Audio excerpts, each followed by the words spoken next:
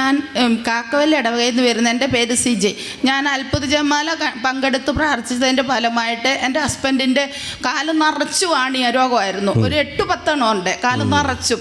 അത് ഫുള്ളായിട്ട് മാറി. അച്ഛൻ അത് ഇവിടുന്ന് വിളിച്ചു പറഞ്ഞ് ഞാൻ നമുക്ക് നന്ദി പറയാം. കണ്ടോ, ഈ ആണിരോഗമൊക്കെ നമ്മൾ സ്ഥിരം വിളിച്ചു പറയുന്ന രോഗപീഠകളാണ് കേട്ടോ അത്ഭുത ജപമാലയിൽ. പിന്നെ എൻ്റെ ഹസ്ബൻഡ് എപ്പോഴും നഖം കടിക്കും, ഈ മൂക്കിൽ എങ്ങനെ എപ്പോഴും വിരലിടും. എന്നിട്ട് ഞാനിങ്ങനെ പറയും അങ്ങനെ ചെയ്യരുതെന്ന് പറയും. എന്നിട്ട് എന്നെ വഴക്ക് പറയും. പക്ഷെ അച്ഛൻ അത് വിളിച്ചു പറയുന്നു, ജെയിംസ് മൂക്കിൽ എപ്പോഴും വിരലിടുകയും നഖം കടിക്കുകയും ചെയ്യുന്നു, അത് മാറി കിട്ടിയത്.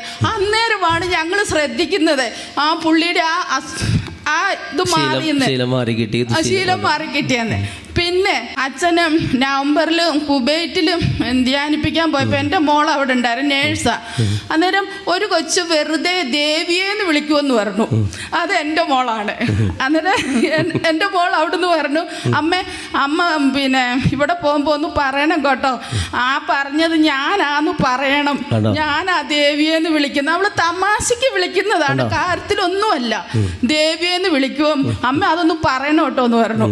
അതിന് ഞാൻ പറയുക, അവർക്ക് വേണ്ടിയിട്ടാണ് സാക്ഷ്യം പറയുന്നത്. പിന്നെ ഞാനിവിടെ അത്ഭുത ജപമാല കാണുമ്പോൾ അച്ഛൻ പറയുന്നുണ്ട്, കാല് കോച്ചി പിടിക്കുന്നവർ മസിൽ കയറുന്നവരൊക്കെ പ്രാർത്ഥിക്കാൻ പറയാറുണ്ടായിരുന്നു. അന്നേരം എനിക്ക് ഒരു ദിവസം രാത്രിയിൽ 2-3 ഒത്തിരി പ്രാവശ്യം മസിൽ കയറുമായിരുന്നു.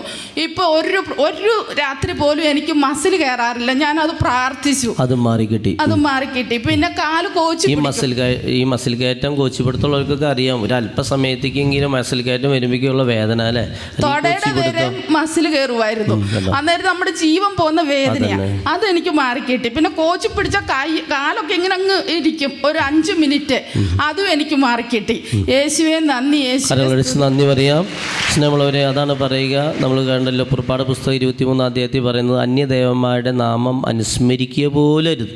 തമാശയ്ക്ക് പോലും അന്യദേവന്മാരുടെ പേരുകൾ പറയുകയെ, തമാശയ്ക്ക് പോലും, അതുപോലും കർത്താവിന് ഇഷ്ടമില്ല. കണ്ടോ, അതാണ് തമാശയ്ക്ക് ആ പെങ്കൊച്ചിങ്ങനെ പറഞ്ഞതാണ്. അതിന് പല തടസ്സങ്ങൾ ഉണ്ടായിട്ടുണ്ടാവും. അപ്പോൾ അതാണ് ഈശോ അന്ന് അവിടെ വെളിപ്പെടുത്തിയത് കേട്ടോ. Praise the Lord.